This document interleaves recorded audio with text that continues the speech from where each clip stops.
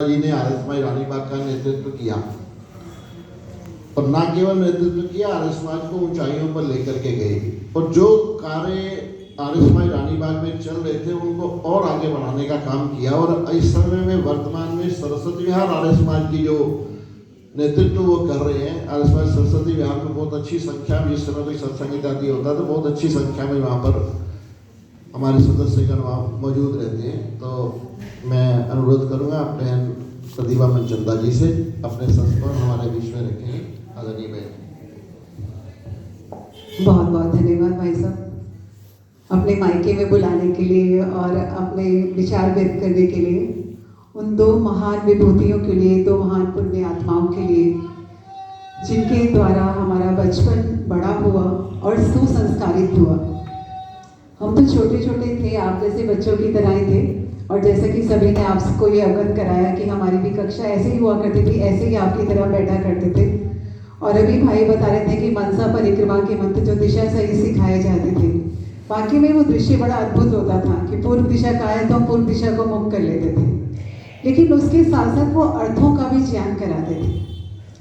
केवल मंत्र पाठ के साथ जो शुद्ध उच्चारण था, अर्थ का ज्ञान भी करवाया जाता था, पर हम बच्चे थे सिर्फ रट लिया करते थे। अगमर्शन कहा तो समझ लिया, अग का अर्थ है पाप, मर्शन का अर्थ है मसल्ला, और पाप दो प्रकार के हैं, घमंड है, निराशा है। जब बड़े हुए तो समझ आया कि अच्छा ये पाप है। ऐसे ही मनसा परिक्रमा समझे तो मनसा परिक्रमा में समझाया गया कि अपने मन को 6 दिशाओं में घुमाना है और उन 6 दिशाओं में प्रभु की शक्तियों का ध्यान करना है और फिर अहिंसा का व्रत लेना है। क्या व्रत लेना है कि मन से, वचन से, कर्म से ना हम किसी से द्वेष करें, ना कोई हमसे द्वेष करे, और यदि द्वेष से ऐसा हो भी जाए तो प्रभु के न्याय को मानने वाले हों।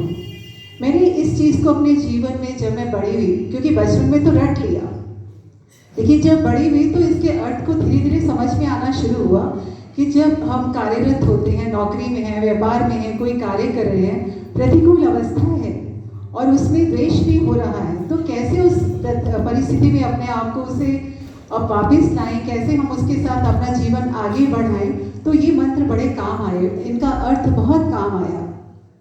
उस चीज से मन में प्रेरणा हुई कि जो संकलन मेरे पास है, शास्त्री जी ने जो हमें भावार्थ दिया मंत्रों का, हमें संकलन का भावार्थ हमारी डायरियों में ही रह जाएगा, तो मैंने उसके लिए प्रयास किया एक छोटी सी पुस्तक रूप उसे बनाने का। और उसके लिए हमें हमारे आर्य प्रतिनिधि सभा के माननीय महान मंत्री श्री विनय आर्य जी ने मुझे सॉफ्ट कॉपी प्रोवाइड करी, जिससे शुद्ध हमारे जो मंत्र हैं वो मुझे मिल सके, और उसको एक पुस्तक का रूप दिया गया। और उसके पश्चात हमारे आदरणीय भाई खट्टर साहब जी ने उसे अखिल भारतीय दयानंद सेवा आश्रम संघ के माध्यम से उस पुस्तक को प्रकाशित किया, उनका पूरा सहयोग हमें प्रदान किया। इसके लिए हमारा पूरा परिवार जो है उनका बहुत बहुत आभारी है।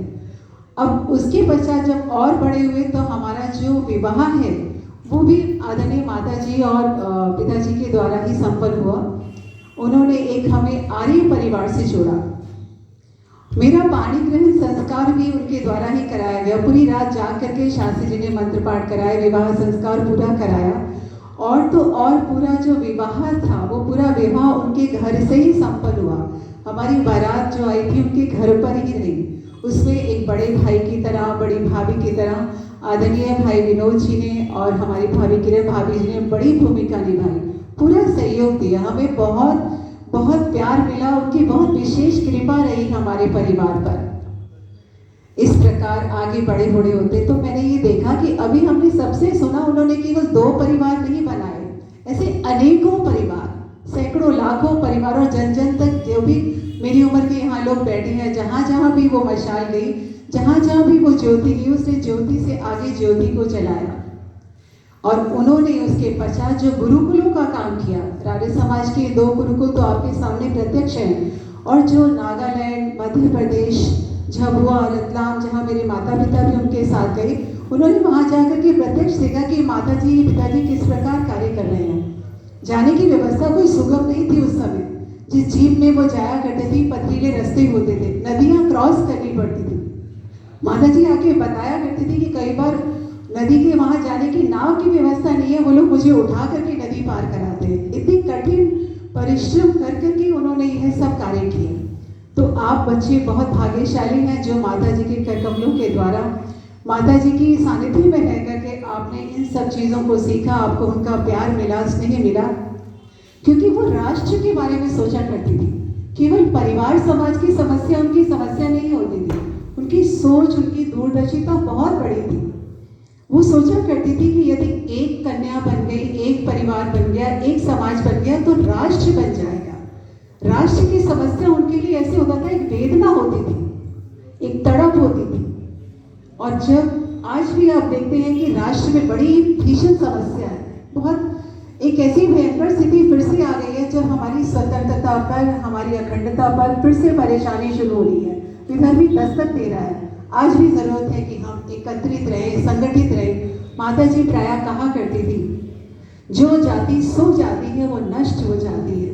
जागरूक रहने की प्रेरणा देती थी कि हमेशा जागृत रहो, सतर्क रहो, अपने आसपास लोगों को इकट्ठा करके रहो, ताकि हम मिल करके उस कार्य को एक गति दे सकें। और वही काम हमारे आर्य समाज के जो यशस्वी प्रधान है, मैं देखती हूँ आदरणीय खट्टर साहब और पूरी मातृशक्ति, चाहे वो हमारी राजमाता जी, राज सचिव माता जी हो, माता ज्ञान देवी जी हो, संतोष माता जी हैं, स्वर्णा माता जी हैं, आहूजा माता जी हैं, चाहे हमारे यगदत्त भाई साहब हैं, ब्राह्मण आहूजा जी, किस किस का नाम लूँ, सभी लोग मिल करके उसके साथ मिल करके संगठित होकर एक मुट्ठी बन के उनका साथ दे रहे हैं और उस कार्य को एक गति दे रहे हैं, प्रवाह दे रहे हैं, ताकि उनके कार्यों को रोका ना जा सके, उन्हें और बढ़ाया जा सके। और उससे हमें प्रेरणा लेनी है आदरणीय शास्त्री जी से कि हम वेद के अनुगामी बने। वेद के जो मंत्र हैं, जैसे हमें सिर्फ मंत्र पाठ तक